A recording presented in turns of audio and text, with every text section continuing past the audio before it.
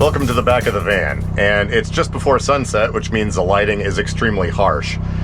Pretty quick video today, I think. What we're going to be doing is installing a cigarette lighter power port back here attached to the wheelchair lift because it has power available. It's basically one of these things, lets you hardwire up a power point. What used to be called a cigarette lighter. And the reason why is we have this here electric cooler fridge thing.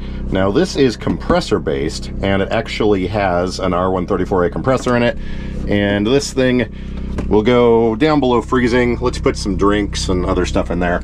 I bought this thing specifically for the ice packs, or the ice packs that we made, the phase change material, that go inside my cooling vest. We're about to go into a heat wave here, and also summertime kind of sucks. And over this next week, I'm going to need to be outside in the hot weather, which means I will need that cooling vest, and I'll also need some cold drinks and whatnot. So, bought this thing. It was about, I think, $165 maybe. I'll put an Amazon associate link down below for that. But yeah, this thing's pretty cool. It runs on 12 or 24 volts. Comes with a power adapter to let you run it on 100 to 240 volts AC. And it'll freeze in about 15 minutes. What we need to do though is install a power port back here to plug the thing into. It's got built-in voltage regulation, so you can leave it in a vehicle and set the cutout point for the battery voltage. That way that thing will turn off before your vehicle batteries are dead. But I figured installing a cigarette lighter power port when you have a van with a wheelchair lift is something I could show how to do. See if I can lean back. There is technically another one back here somewhere. Oh yeah, there it is on the wall. But that thing got unhooked at some point when this van was stolen. There was like stereo amplifiers, and there's a bunch of extra wiring in various places down here. So instead of messing with all that and getting that thing going, we're just going to install one here because there's a 100 amp power feed going to this lift. You can actually see the main connection point right here. It's a little sloppy. I probably need to clean that up at some point. I figure we can just open this thing up and see if there's any easy connection points. Got some ring terminals and other stuff here, and we'll just install, well, maybe on the side of this or on the wall, or I don't know, something. But yeah, we're gonna get this thing installed, and I think it should be fairly simple. And to be completely honest, pulling power off that main connection point over there might be the best idea, but we're just gonna take a peek inside here. My other van has a Rikon lift in it, and I was able to pull power off of the inside. I just put this electrical tape on here to kind of keep this box from rattling as much. But let's pull this off and see what we got going on inside here. So we've got a hydraulic repair kit, a bunch of wires, some more wires. Looks like our main power feed comes right up here to this contactor. Now, if I install it there, I'm gonna have to run wires back out of this thing and then down outside. So let me look at this for a minute and see if I can figure out an easy way to do this. After a bunch of looking around, I've decided the easiest thing to do is to just pull power from this input here on the outside. Now, I've disconnected the van batteries, so none of this is live anymore. But what we're gonna do is just take a ring terminal and a fuse holder, and we're going to attach another wire to this. Now, there's already a whole bunch of stuff attached here, so maybe we can kind of clean some of this up a little bit. I don't know, we'll see here. Let's get our fuse holder ready though. I grabbed a whole bunch of random colored hookup wire that I have here. We'll just use yellow, I guess, for our power wire. Here we've got a fuse holder. This fridge compressor thing pulls about 65 watts according to the manual, which is like 5 amps or something like that. We're gonna go ahead and double it and set it up for 10 amps. So I've got a 10 amp fuse in here already. So what we're gonna do is cut this thing apart. Give ourselves a little more room on one end here. There we go. And then this is going to connect directly to that lug. We'll strip back some of this wire. And these are just generic 3/8 ring terminals. They might be a little bit big for what we're doing, but I figure that should be fine. And I got some heat shrink here as well.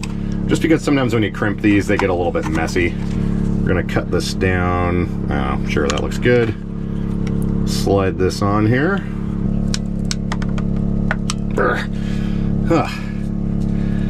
Now if we can make it let go. It does seem to be crimped fairly well. We'll give it the tug test. Seems to be attached. All right. good enough for government work. So let's slide our heat shrink. And I have here somewhere behind me, aha, the Ryobi heat gun thing. So let's fire this up. Let it get good and red hot. And we will shrink this stuff on here. There we are.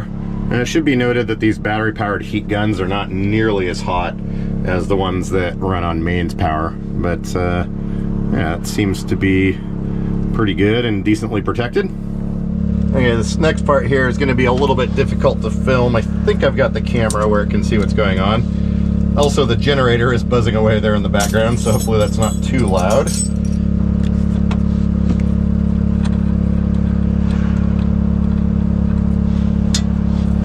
There is a whole bunch of stuff connected to this. I think I'm going to take this big boot off of here. It's, I can't really get it over everything because there's a few other connectors in there, so I'm just going to slice this off of here, and I think it's going to make it a little bit cleaner or something. There we go. That's quite a bit of stuff stacked on there. Honestly, it'd probably be good to like break this out into a terminal block, but I don't know. We're just gonna call this good for now.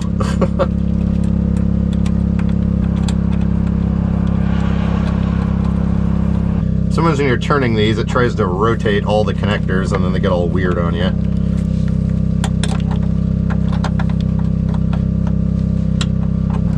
As I'm tightening this, I'm keeping an eye on the inside of the connector, because sometimes if you turn these really hard, it can make the entire shaft rotate on the inside. And if that happens, sometimes the wire on the inside can contact the side of the metal housing, so just got to be kind of careful with that. I'm going to grab another wrench, hold on the inside, and we'll give this one last little bit of torque here. There we go. I think that should be fine. And of course it's starting to get dark in here, but here's the wire we just installed. We have our fuse holder there. Once again, batteries are still disconnected. So what we're going to do, I believe, is just kind of run this up this harness here, and then we're going to mount our power point somewhere over here. I think that should work okay. Now what I was talking about here on the inside, this is the other side of that big power lug that goes through there. And sometimes if you turn it, the whole thing will rotate, and then your connection on the inside here can rotate, and this giant wire can short out on stuff. So I just made sure I had a hold of that and tightened everything down. Let's get this thing out of the package and figure out where we want to mount it in here. So this has a little cap on it, which we're going to get rid of, and then there's this little bracket. The way these work is this inner part and the outer part thread together. So if you stick your finger there and hold it, this will just unscrew. Then this whole thing comes out of the bracket. And we're going to take off this little cap because I'm never going to use that. Those always wind up getting in the way. Does this have both halves of the wire in here? Better make sure. This is missing... It's missing the connector. Wait, seriously? So there's a specific connector that goes over this pin, and it's not in here. All we have is the ground tab, which goes on here, like that. But yeah, we're missing this connector. Long wire, splicer, mounting bracket, cap. Use hookup wire. Did it fall on the ground or something? Hang on. Yeah, this kit did not come with the connector that goes on here. So I think what we can do is maybe unthread this, which is kind of sketchy. Yeah, we'll just unthread this and then put another ring terminal down here. Yeah, there you can see that comes off. Not ideal, but should work. Luckily I have a bunch of connectors. Oh wait, oh never mind. Guess what kind of connector is in this kit? Now we gotta screw this back together. Did I screw this thing up? See, there's an alignment tab here. These inner parts are energized and the outside are not. So you gotta be real careful when you're unscrewing that. Otherwise, bad things can happen. For whatever reason, I didn't realize that this was a standard automotive connector. Look at that! Derp. So since I had this off, I'm just going to make sure that this tab is not touching here on either side. And that looks fine. It's kind of sketchily close, but that's how these things are. So, alright, cool. Well, now we know that's a thing. Let's figure out where we want this. Probably... Oh. So I need this area to be open. So I'm probably going to put it... Yeah, I think we'll just stick it up here. Yeah, we'll just put it up here. That should be fine. Seeing as how roughly everything inside this van chassis is plywood, we can just use some sheetrock screws here and attach this where we want it.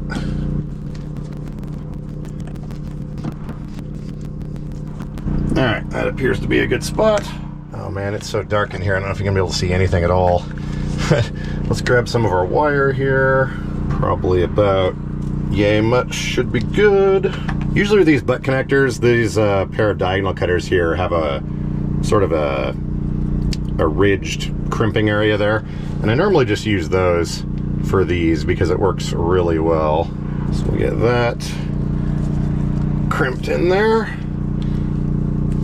Then the other side for our fuse holder. Alright. Seems to be fine. We'll slide our heat shrink on here. That's probably way too much, but whatever.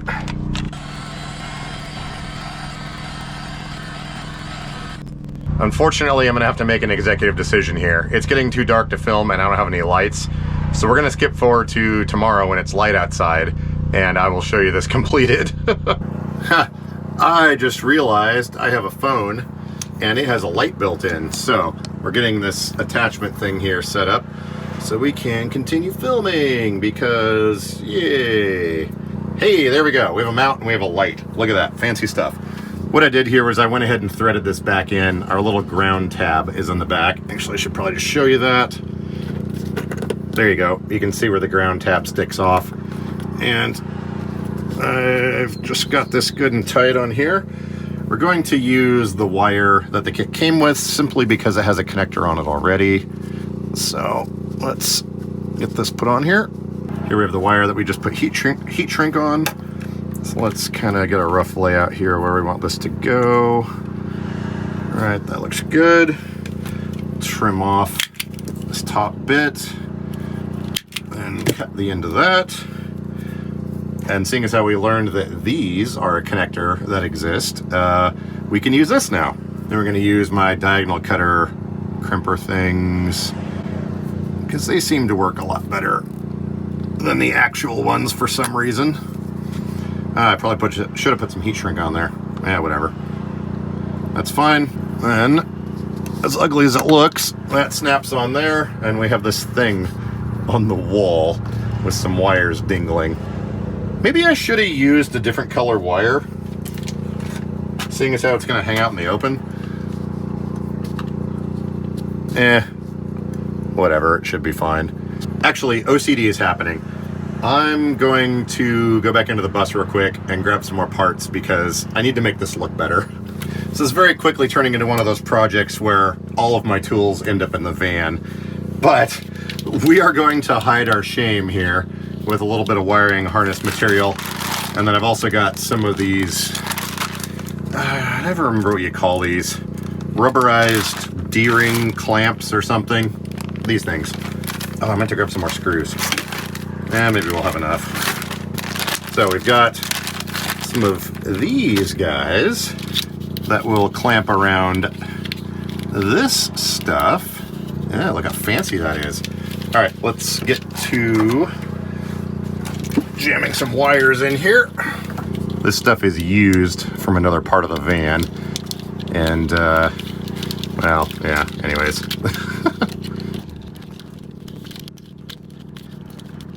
There, that is nothing if not professional, at least for that section. Mental note to self, never use this stuff, or always Always use brand new wiring loom material. Okay, there we go. Now it's all in there. Whoosh, that was a bit obnoxious. These are little like 1/4 inch sheetrock screws. Work just fine. The interior of this van was delivered or built as a cutaway chassis, so everything in here, this is all plywood with fabric wrapped over the top of it, so it allows you to get away with stuff like this. Oh, do I have any zip ties? Oh, do I have zip ties? Yes. There we go. Now I think it's time to get my legs out of the way. Now it's time to figure out what we're going to do with our ground here. Let's get you guys a little closer in. So I've got our power wire here, and here's our ground wire. I grabbed a couple of, 3 tech screws. So I think what we're going to do is just go ahead and drill one of the tech screws right through this housing here, and that'll be our ground.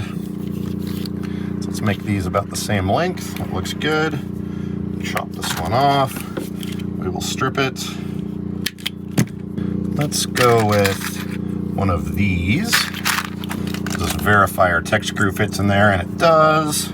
Then I think we'll just put it right here. Actually, will the drill fit in here? Just like it was made to be. Yeah. Come back here, screw. That went down into the depths.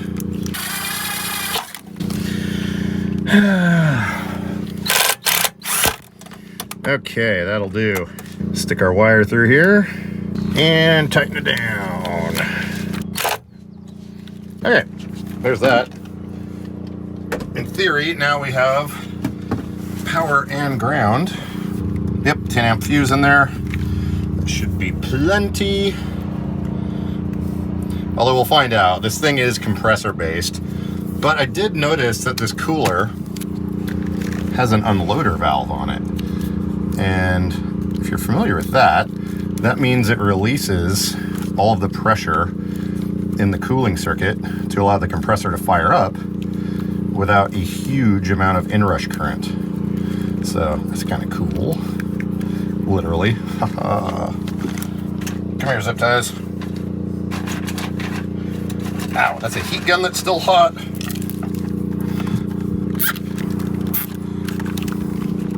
We have access to our fuse. Trim off these tails because professionalism. And I think we might be good. Okay, I wasn't really paying attention when I pulled this cover off, so I think that's right. Where's my light? I'm feeling around behind me in a pile of hot and sharp things for a flashlight. Did I put this ground screw in the way? Oh, it just barely clears the cover. Holy cow. I mean, I meant to do that. I feel like it would be nice to tie down some of this. Oh, here, you gotta look at this real quick. Look at the clearance on our ground screw. It just barely clears the cover. Isn't that magical?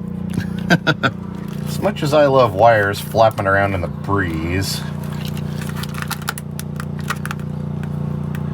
let's just grab this one. That'll give us at least kind of some positive pull in that direction, maybe. Is that acceptable?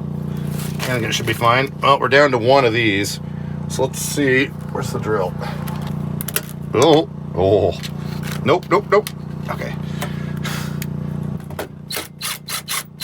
There we go. I should probably come back around at some point and clean up some of this, but at least now this won't be flapping in the breeze like it was. Yeah, I think we might be ready to clean up some of this stuff and try powering this up and see what happens. And we should have a 12-volt outlet right here. Please hold.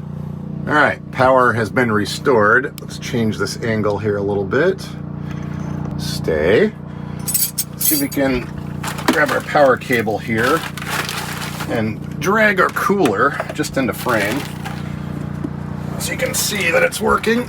There we go, cooler. Let's plug in this. Okay, that's plugged in. Now we can hook this up. We should hear a beep or something. Hey, we have signs of life. Beep. All right, cool. Let's turn it on. Compressor should kick on here, I think. Yep. Compressor just kicked on. It says we're running, I know it's upside down. Future me, fix this in editing. It says we're at 11.9 volts right now. So I'm going to leave this running for a few minutes. I think the thickness of our ground wire might be a little bit small. However, the wire in here is also not very big, so it's probably fine. Well, we've been running here for a few minutes. It says 11.7 volts. If this thing's pulling 5 amps though, that makes sense through this giant long wire, through this wire, then all the way up, you know, to under the hood and everything. Nothing's getting warm. I think we should be good. That ground might be a little sus. I did not put a star washer on there, so it'd probably behoove me to pull that back off and stick a star washer on there. A lot of people think that the threads conduct electricity, but that's, I mean, they do a little bit, but star washers are the secret sauce for getting grounds and stuff to connect. But anyways, I got most of my tools piled up back there. Flashlight. I'm gonna pick up all this garbage, go back inside, because it is getting dark outside, and I'm kind of hungry.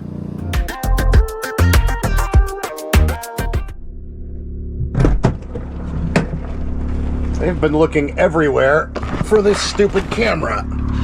It is the end of the next day. This cooler has been the best thing ever. Today I was running all over Hell's Half Acre and back. Went to a physical therapy intake appointment, went to a friend's house because his DME screwed up his chair so bad that he hasn't been able to use it for the last year. But we got that pretty much mostly sorted. What else did I do? Oh yeah, I had to go meet someone with a trailer to pick up some soccer demo chairs. Anyways, all kinds of stuff. But I don't even have my ice packs or my cooling vest with me. I'm gonna have those tomorrow. But simply having waters and buble available at my disposal, and you know, the secret life hack of getting a large beverage full of ice and putting it in your lap. Yeah, it's been working really well. It was today is not the start of the heat wave. I think that's tomorrow. But yeah, I was able to manage my temperature just fine today. The doctor told me a long time ago. Why is everything so loud? A doctor told me a long time ago, if it's cold outside, drink something warm. If it's hot outside, drink something cool. I'm just now doing that advice however many years later, and it works. I need to make a few more of those PCM ice packs. Why am I sitting at this weird angle? Oh, now I remember. It's because the generator's over there and it's loud. Yeah, let's go over here. Step into my office. Oh man, I need to replace the tires on this thing.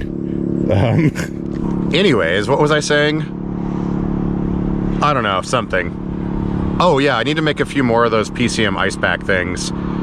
So I have enough to swap out into the vest.